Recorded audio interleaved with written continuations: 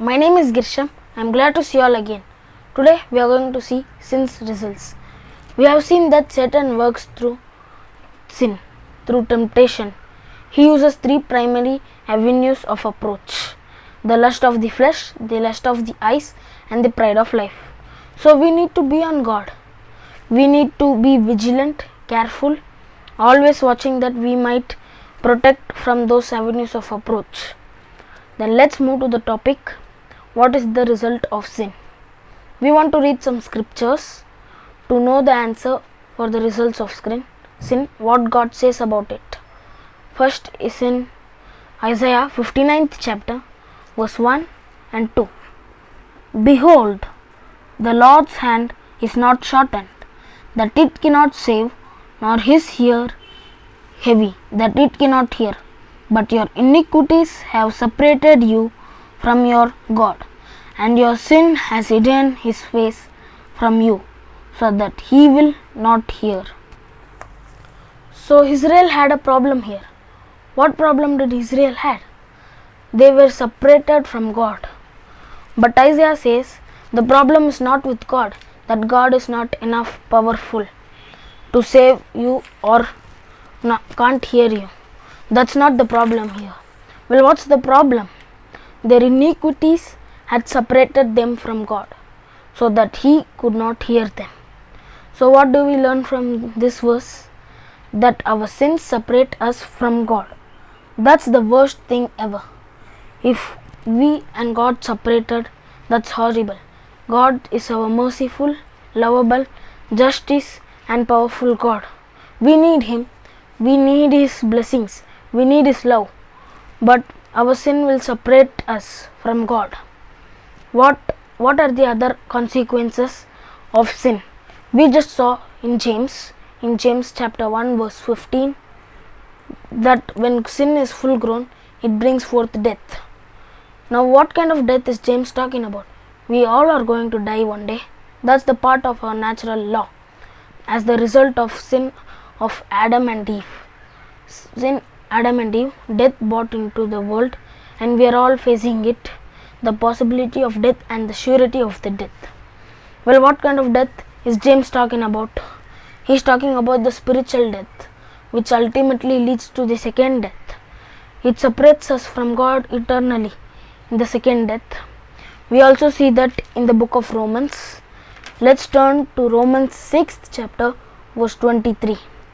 For the wages of sin is death, but the gift of God is eternal life in Christ Jesus our Lord. So the wages of sin is death. Satan pays his wages, and those who serve Satan also deserve what they need. That is death. If we choose the path of sin, the life of sin, we are going to be separated from God. On the another hand of this beautiful verse, he talks about the free gift of God.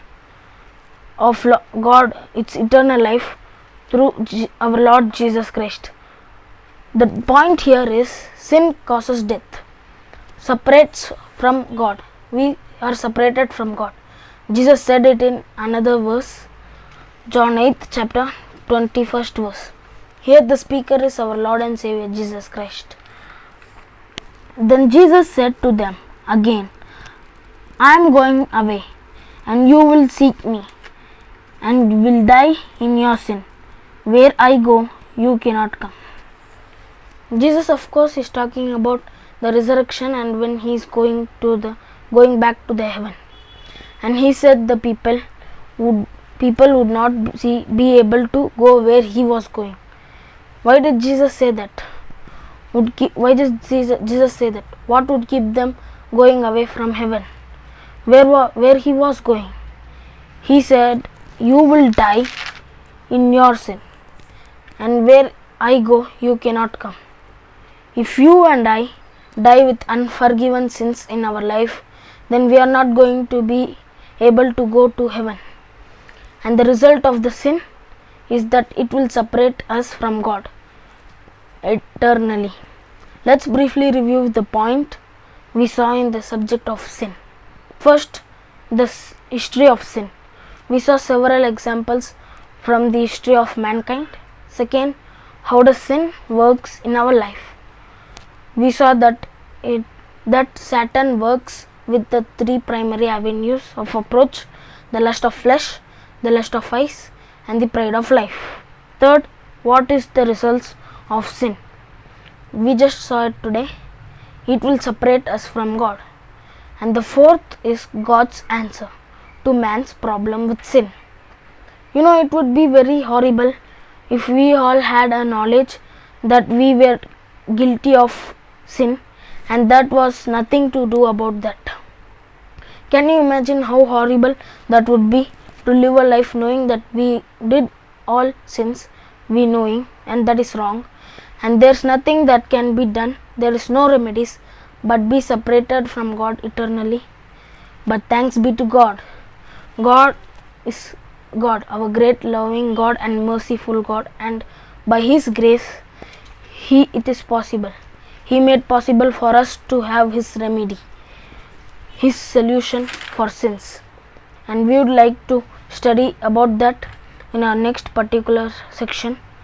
May God bless these words. Amen.